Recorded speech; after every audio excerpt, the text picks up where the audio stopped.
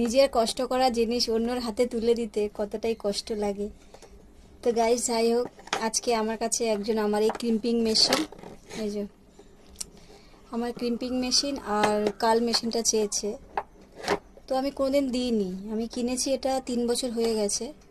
3 বছরে আমি কাউকে কোনোদিন দিইনি, কেন আমি ভরসা পাই না গাইস, এটার অনেক দাম। আর সব থেকে বড় কথা, অনেক কষ্ট করে কিনেছি গাইস, অনেক কষ্ট।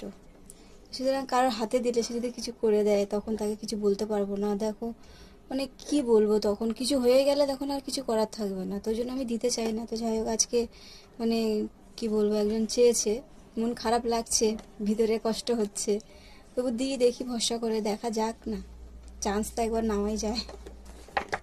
তো দিচ্ছি গাইস, আশা করি সাবধানে করবে। আর এই যে এটা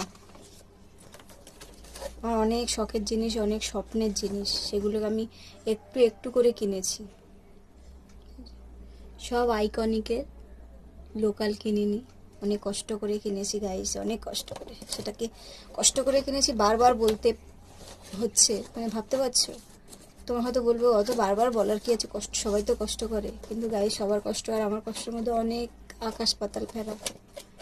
যারা জানে তারা তো অবশ্যই জানে, যারা জানে না তারা যখন জানবে তখন বলবে